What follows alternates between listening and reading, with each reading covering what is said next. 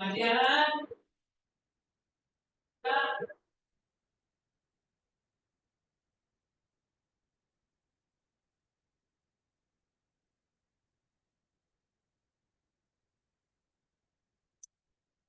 Ji. Unit 2, that is Indian economy. First आ गया, discuss how volatility in crude oil prices across the world and growing import will pose a big threat for Indian economy। सबको पता है हम जो oil है वो क्या है, बाहर से मंगवाते हैं, इंपोर्ट करते हैं। इंडिया जो ऑयल है, क्रूड ऑयल, वो हम बाहर से मंगाते हैं और इसके प्राइसेस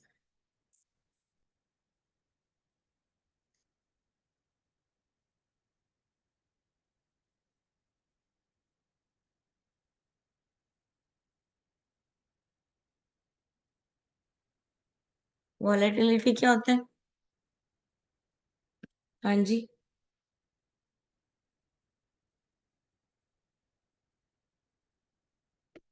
यानी कि वेरी करना।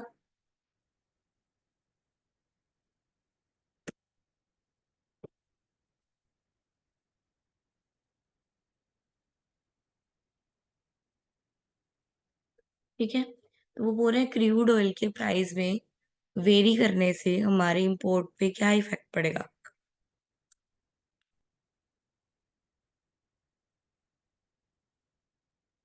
तो crude oil is a key resource that power almost everything from cars to factories. ठीक है, क्रूड ऑयल जो है वो हर जगह यूज होता है, कार्स में भी और फैक्ट्रीज में भी। When the price of crude oil fluctuate, fluctuate माने कि बदलेगा, डिफरेंट होएगा, वेरी करेगा, it create uncertainty for the businesses and the government. ठीक है, तो वो क्या क्रिएट करेगा? अनसर्टेनिटी। ठीक है, if the price spike, the cost of the fuel and transportation rise. Spike यानी कि बढ़ेगा। ठीक है, अगर प्राइस बढ़ेगा तो जो कॉस्ट हो जाएगी फ्यूल की और ट्रांसपोर्टेशन की, वो भी क्या हो जाएगी? हाई हो जाएगी। ठीक है, और गुड्स और सर्विसेज जो भी प्रोवाइड किए जा रहे हैं फैक्ट्री द्वारा, वो भी उनकी कॉस्ट भी क्या हो जाएगी? बढ़ जाएगी। बिकॉज जिस चीज से वो बना रहे हैं प्रोडक्ट को, वही महंगी पड़ रही है उनको, तो कॉस्ट उनकी महंगी होगी, कॉस्ट ज्यादा होगी तो सेल भी वो महंगे पे करेंगे। तो जिससे क्या आएगा? इन्फ्लेशन आएगा। इन्फ्लेशन यानी कि महंगाई। ठीक है, then Indian import a sustainability amount of its crude oil because it cannot have enough domestic production to meet its need। ठीक है, तो इंडिया क्या करती है? एक सस्टेनेबल अमाउंट यानी कि एक डिसाइडेड अमाउंट है, उतना ही क्रूड ऑयल मंगवाती है। ठीक है, for their domestic use. When oil price are high, जब प्राइस बढ़ जाते हैं, then cost of importing oil goes up. Natural है, प्राइस बढ़ेंगे तो कॉस्ट उसकी बढ़ जाएगी, हमें ज्यादा पैसे देने पड़ेंगे। ठीक है, leading to a large import bill, तो इंपोर्ट भी क्या हो जाएगा? फिर लार्ज हो जाएगा बिल। इंपोर्ट में भी क्या होएगा? प्राइस बढ़ गया, 10 रुपए की चीज 20 रुपए में ले रहे हैं, तो 20 रुपए पे करने पड़ेंगे ना। तो इंपोर्ट का बिल भी क्या होएगा? महंगा हो जाएगा, ज्यादा पे करना पड़ेगा। The bigger import means more money is flowing out of the country to pay for oil, which can weaken the Indian rupees. A weakened rupees make import even more expensive, creating a vicious circle of rising cost and economic strain। ठीक है, वो क्या बोल रहे हैं? अगर हमारा import महंगा हो जाए, ठीक है, अगर हम इंपोर्ट कर रहे हैं, वो महंगा हो जाए, तो हमारा जो फ्लोटिंग सर्कल है, मनी का जो सर्कल है, वो बाहर की तरफ ज्यादा हो गया, ज्यादा पैसे बाहर देने पड़ रहे हैं हमें, जिसकी वजह से हमारे इंडियन रुपी की वैल्यू क्या हो जाएगी? थोड़ी कम हो जाएगी। तो वैल्यू कम होने से सारी चीजें क्या हो जाएंगी? महंगी हो जाएंगी। ठीक है, इन्फ्लेशन आ जाएगा।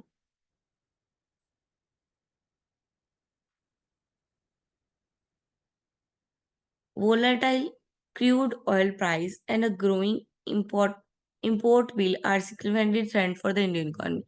वो कह रहे हैं दोनों सही बात है कि प्राइस बढ़ना, ठीक है, क्रूड ऑयल का प्राइस बढ़ना और इंपोर्ट भी बढ़ना, ग्रोथ इंपोर्ट बिल, दोनों क्या है, इंडियन इकोनॉमी के लिए थ्रेट है। ठीक है, थ्रेट यानी कि नुकसान, नुकसान है दोनों इंडियन के लिए। क्यों? क्योंकि इन्फ्लेशन बढ़ जाती है इससे, ठीक है, मनी की हमारी वैल्यू कम हो गई, स्टेन आ गया रिजर्व में, ठीक है, ग्लोबल मार्केट भी फ्लक्चुएट करने लगी, रिस्क बढ़ गए, डाइवर्सिटी हो गई रिसोर्सेज में। इन सब कारणों की वजह से जो क्रूड ऑयल के प्राइस बढ़ना क्या है, हमारे लिए एक तरह का थ्रेट है। Now what is the rational behind the 5-year plan? Do you think 5 years are enough for a plan to be put up and implemented successfully? Critically analyze the planning process in India till now. ठीक है, हमारे India में 5-year plans बनते हैं, आपको पता है, ठीक है, 1961 से ये बनने शुरू हो गए थे, 5-year प्लान्स बन रहे थे, ठीक है, अभी भी बन रहे हैं 5-year प्लान्स। तो वो क्या बोल रहे हैं कि क्या ये इंडिया में सक्सेसफुल है ये प्लान्स? क्या इंडिया की प्लानिंग प्रोसेस सक्सेसफुल है? ठीक है, तो उस पे हमें बताना है। The concept of 5-year plan was introduce in India to accelerate economic development and improve living standard. ठीक है, ये 5-year प्लान्स क्यों निकाले गए? इंडिया के लोगों का स्टैंडर्ड ऑफ लिविंग को हाई करने के लिए।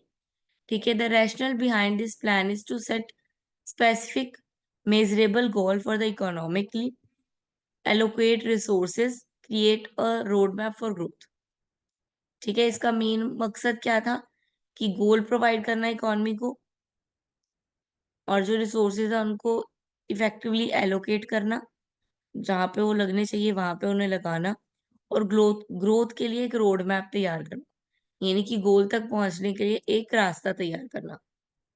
द गवर्नमेंट आइडेंटिफाई की area like agriculture, industry, education and infrastructure. ठीक है, 5-year प्लान्स ने उन्होंने गवर्नमेंट ने क्या किया, एरिया स्पेसिफाइज कर दिए कि हमें कहाँ कहाँ पे ग्रोथ की जरूरत है, एग्रीकल्चर में, इंडस्ट्री में, ठीक है, एजुकेशन में, इंफ्रास्ट्रक्चर में। Then 5-year during is to provide a focused period for achieving sustainable progress. It allows the government to assess performance, make necessary adjustment, plan for the next phase। Important क्या है कि next plan के लिए भी हमें एक तरह का क्या मिल गया, असेस मिल गया, कि हम आगे के लिए भी प्लान कर सकते हैं। ठीक है, मान लो 5-year प्लान प्लान कर रहे हैं हम, एट द लास्ट 5 year का मतलब 5th year में हम क्या करेंगे, अगले 5 year को टारगेट करेंगे, है ना, अगले 5 year को सोचेंगे। तो हम नेक्स्ट के लिए क्या करते हैं, प्लान करते हैं इसमें।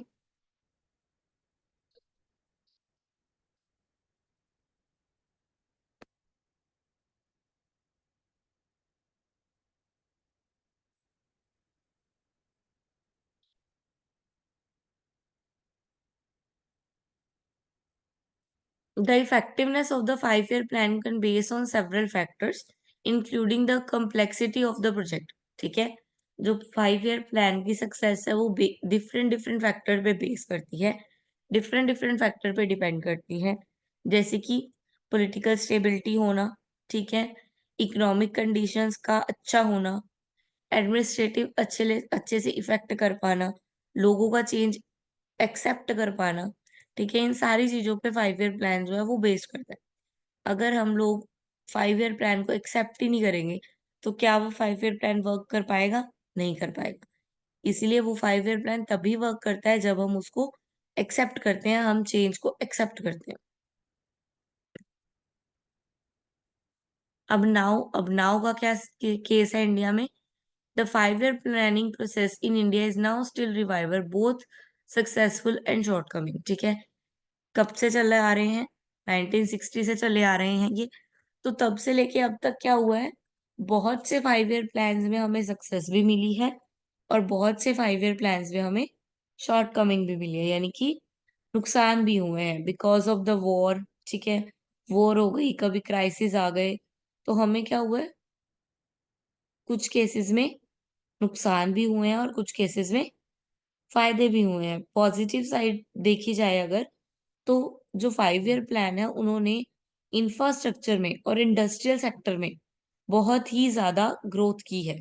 ठीक है, बहुत ही डेवलपमेंट की है इंफ्रास्ट्रक्चर में और इंडस्ट्री सेक्टर में। ठीक है, तो और जो ग्रीन रेवोल्यूशन आया था, ठीक है, वो भी किसके कारण आया था, 5 ईयर प्लान्स के अंडर आया था, एग्रीकल्चर में। ठीक है, बहुत सारे चेंजेस लेके आए हैं हमारी इंडस्ट्री में। इंडस्ट्री की ग्रोथ में सबसे ज्यादा अगर हम बोले कि किसका पार्ट है, तो वो है 5 ईयर प्लान्स का। With the help of 5 year plans industry was set up very good. हाँ जी, have you any doubt?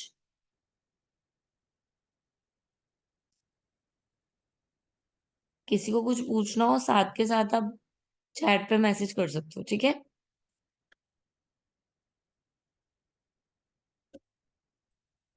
Third आ गया, इवेल्युएट करना 11th 5 ईयर प्लान, जो कि 2007 से 2012 का था। वो 5 ईयर प्लान को इलेबोरेट करना है हमने। ठीक है, उसमें जो इशू कवर किए गए थे उसको बताएंगे। देन उसकी उसके लिए इम्प्रूवमेंट भी सजेस्ट करेंगे कि 5 ईयर प्लान ठीक रहा, लेकिन कुछ इम्प्रूवमेंट उसमें की जा सकती थी, वो भी हम उसको सजेस्ट करेंगे।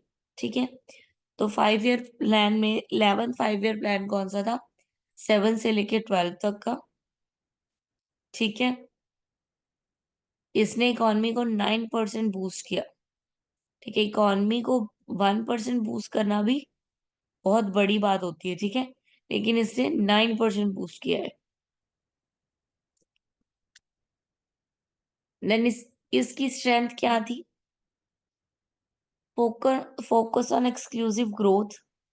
ठीक है, मेन इसका जो मेन एजेंडा था वो किस पे था, हेल्थ, एजुकेशन, एग्रीकल्चर को बूस्ट करना। ठीक है, उनकी ग्रोथ करना, without taking care about region, religion और सोशल ग्रुप्स। ठीक है, देन इंफ्रास्ट्रक्चर डेवलपमेंट, इसमें इंफ्रास्ट्रक्चर भी बहुत डेवलप किया गया, रोड बने। ठीक है, नए नए ब्रिजेस बने, टेलीकम्युनिकेशंस आई। देन सोशल सेक्टर में इन्होंने भी काफी इम्प्रूवमेंट की, हेल्थ और एजुकेशन की तरफ काफी ध्यान दिया, हेल्थ केयर सेंटर्स एस्टेब्लिश किए गए। ठीक है, ह्यूमन को एक मशीन ना मानते हुए एक एसेट माना गया। Then outcome and area lacking, कौन से एरिया हैं जो इन्होंने निग्लेक्ट कर दिए, कौन से एरिया हैं जिन पे इनका ध्यान नहीं गया, वो कौन से हैं, implementation gap, despite targets there have no able gap in implementation, many project facing delay due to bureaucratic inefficiency, lack of coordination। क्या बोल रहे हैं कि प्लान तो बना दिए गए, लेकिन कुछ प्लान ऐसे थे जो फॉलो ही नहीं किए गए, कुछ प्लान ऐसे थे जिनको डिले हो गया करने में। ठीक है, यानी कि करने में टाइम लग गया।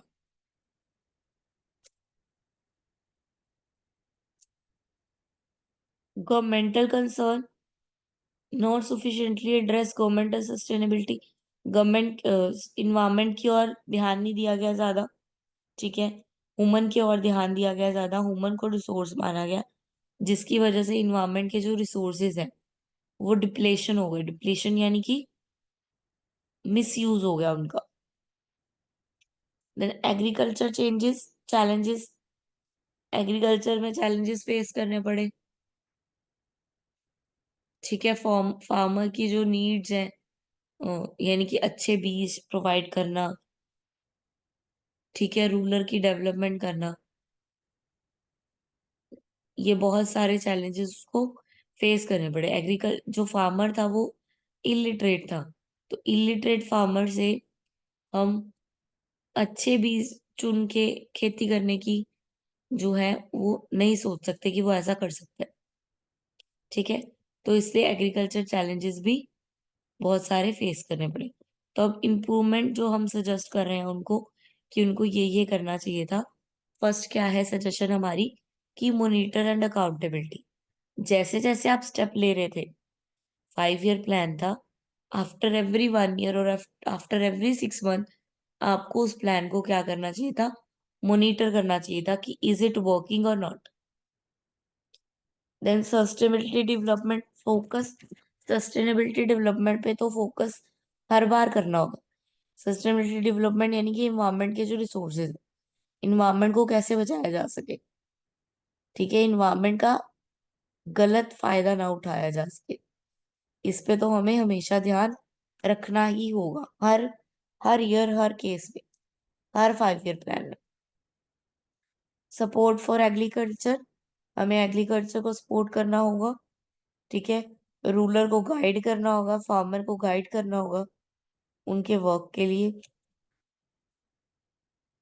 इंक्लूसिव पॉलिसी फ्रेमवर्क, जो पॉलिसीज बनी हुई थी, ठीक है, उनको अचीव करने के लिए नए नए तरीके, नए नए आइडिया सोचने होंगे।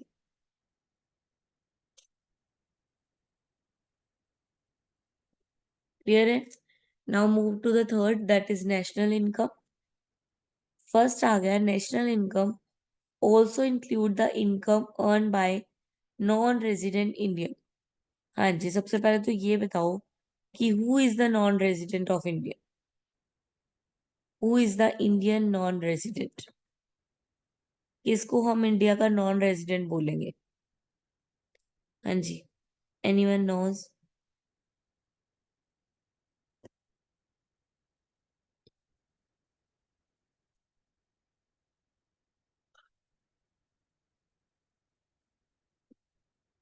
Foreigners, very good.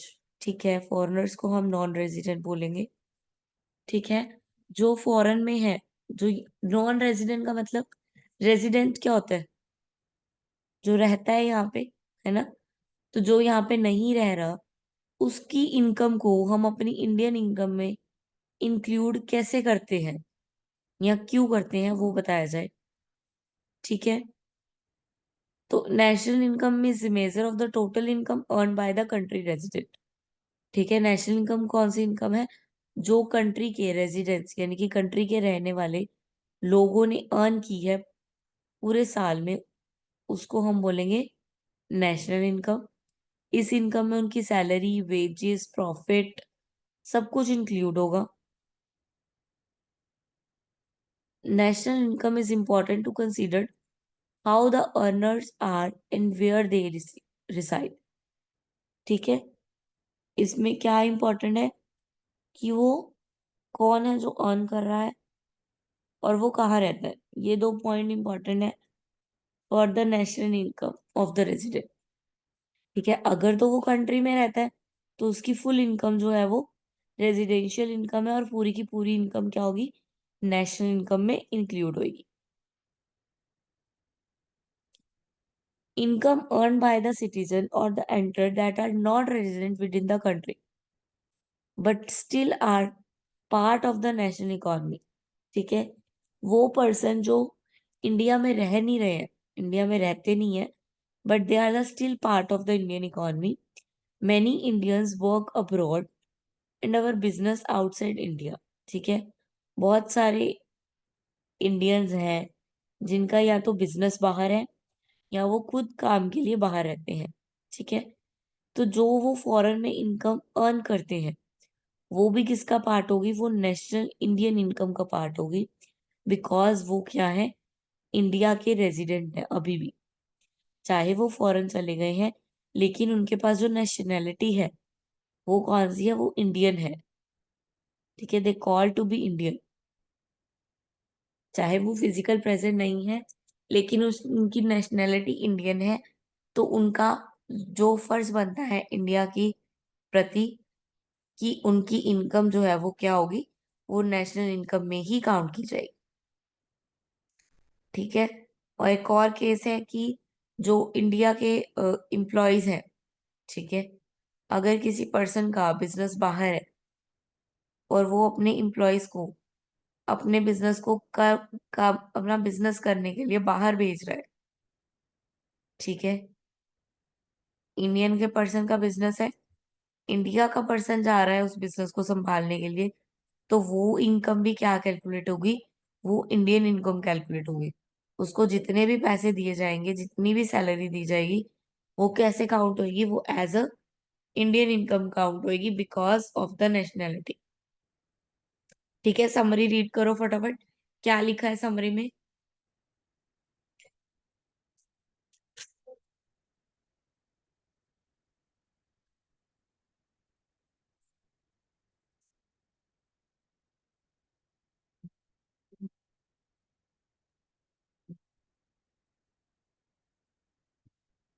हाँ जी, नेक्स्ट आ गया, national income can also used by the governments to prepare human development index.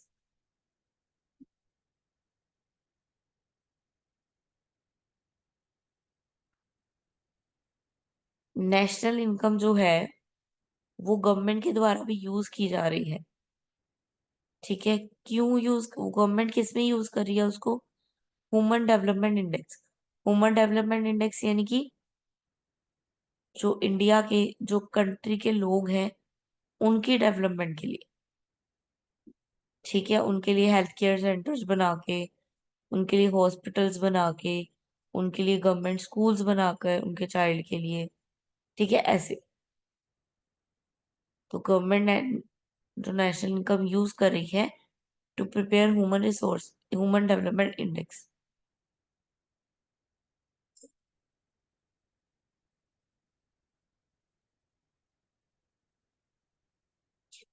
ठीक है, तो वो क्वेश्चन कर रहा है क्या गवर्नमेंट यूज करती है, तो आंसर है यस, गवर्नमेंट जो है वो national income, national income government का भी एक रिसोर्स है।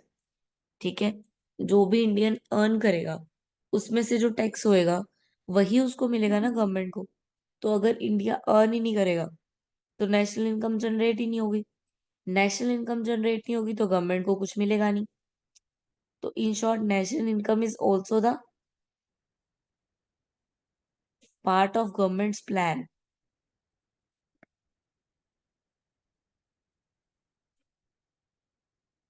हाँ जी, यहां से रीड करो, when the government calculate, read करो एक बार, क्लियर हो रहा है आपको।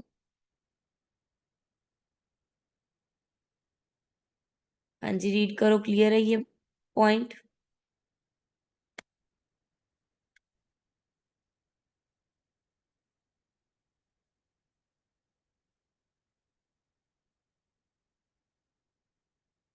Wait a minute.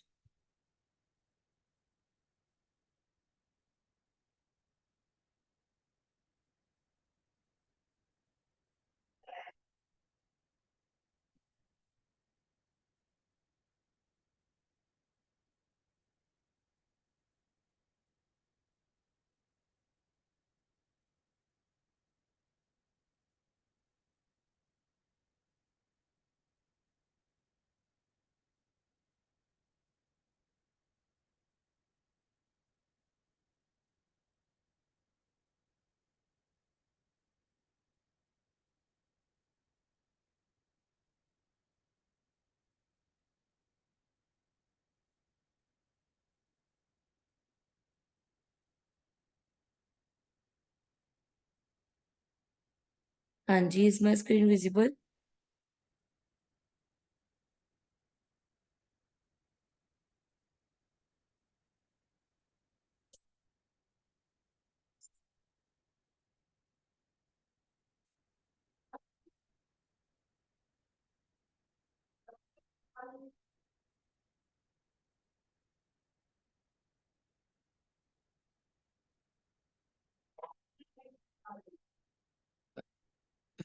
यहाँ पे देखो,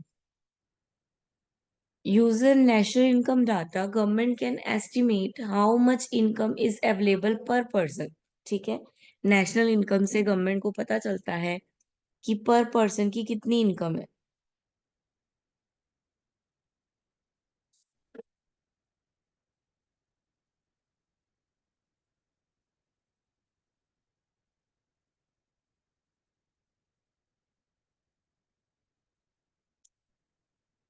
तो if income is concentrate in the hands of few, it can negatively impact the HDI। ठीक है, अगर इनकम सबकी जगह सबकी हाथों में होने की बजाय सिर्फ फ्यूज हैंड में होगी, यानी कि कुछ लोगों के हाथ में होगी, तो हमारा HDI का जो इंडेक्स है वो क्या होगा, इम्पैक्ट होगा, नेगेटिवली इम्पैक्ट होगा। ठीक है, मान लो कुछ लोगों के पास बहुत सारे पैसे हैं और कुछ लोगों के पास कुछ भी नहीं है, तो हमारा जो ह्यूमन डेवलपमेंट इंडेक्स है वो इफेक्ट हो रहा है या नहीं हो रहा? हो रहा है। ठीक है, ह्यूमन डेवलपमेंट मतलब कि लोगों के बीच में डेवलपमेंट, लोगों की डेवलपमेंट, तो वो इफेक्ट हो रही है। जिनके पास पैसा है उनकी डेवलपमेंट हो रही है, जिनके पास नहीं है उनकी डेवलपमेंट नहीं हो रही। तो इसलिए गवर्नमेंट को पैसे की नीड है। गवर्नमेंट की नेशनल इनकम यूज करती है उन लोगों के लिए कि जिनकी डेवलपमेंट नहीं हो रही है वो भी इक्वल लेवल पर आ सके। ठीक है, इसीलिए उनको वो यूज करते हैं। Now what do you think about that national income give a correct picture of development and growth in an economy? Justify your answer। हाँ जी, ये क्वेश्चन क्या बोल रहा है कि क्या नेशनल इनकम जो है वो development and growth of the economy, economy की ग्रोथ और डेवलपमेंट में हमें करेक्ट पिक्चर शो करती है? मतलब ट्रूली जितनी डेवलपमेंट और ग्रोथ हो रही होती है वही शो करती है, क्या ये सही है?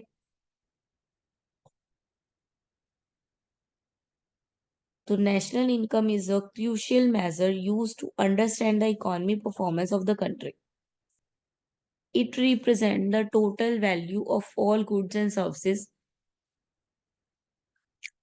produced over a specific period। ठीक है, इसमें क्या है, हर वो गुड, उस हर गुड की वैल्यू शो आती है, शो की जाती है जो कि एक पर्टिकुलर पीरियड में प्रोड्यूस हुआ है। ठीक है, जो जो इनकम इंडिविजुअल ने अर्न की है वो सारी इनकम इसमें इंक्लूड होती है। तो हम कह सकते हैं कि ये क्या है, ग्रोथ में, इकोनॉमी की ग्रोथ में क्या है, बहुत बड़ी हेल्प करती है। But it does not always give a complete or correct picture of the development and growth for the several reasons। लेकिन कुछ रीजंस है जिसकी वजह से हम कहते हैं कि करेक्ट पिक्चर नहीं शो करती है। ठीक है, क्या रीजंस है वो? फर्स्टली क्या है कि monetary transactions, it does not accounts for other important aspect like environment, health, social well-being and equality of life. ठीक है, नेशनल इनकम में क्या शो किया जाता है, सिर्फ मॉनेटरी ट्रांजेक्शन्स, कितने पैसे आए, कितने पैसे गए, कितने गुड्स बिके, लोगों ने कितना अर्न किया, सिर्फ इसी बातों पे चर्चा की जाती है।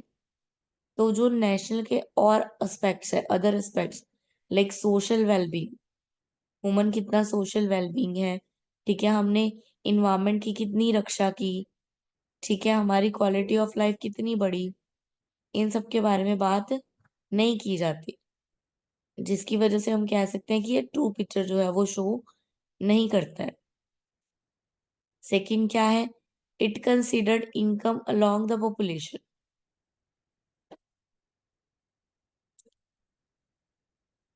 ये क्या है, जो पूरी इनकम है, जो भी नेशनल इनकम है, पूरी नेशनल इनकम पूरी पॉपुलेशन में डिस्ट्रीब्यूट नहीं करते।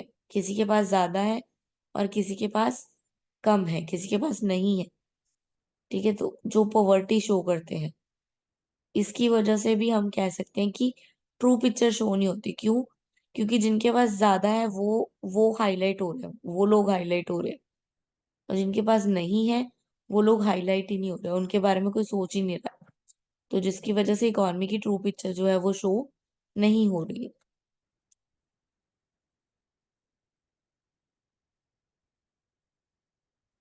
ठीक है, income calculate overlook informal sector और unpaid worker such as house wife chores. ठीक है, हाउस वाइफ इतना काम करती है लेकिन उनको कोई नेशनल कोई इनकम नहीं दी जाती।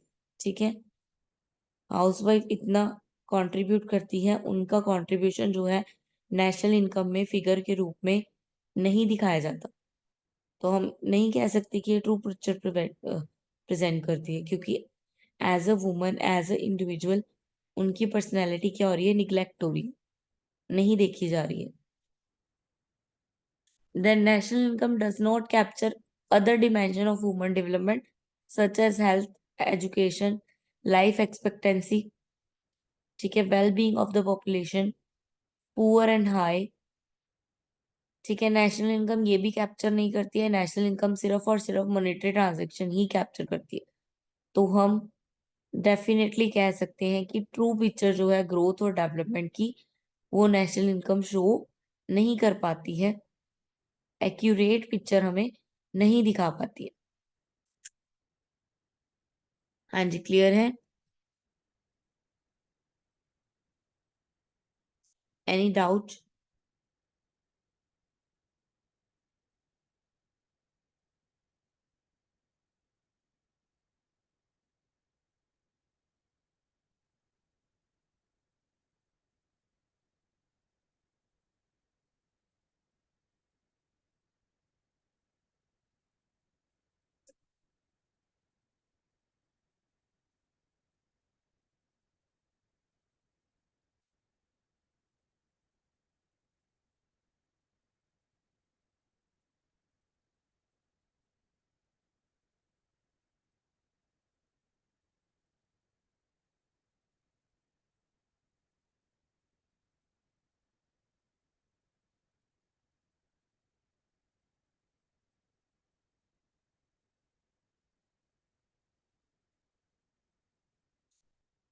क्लियर है?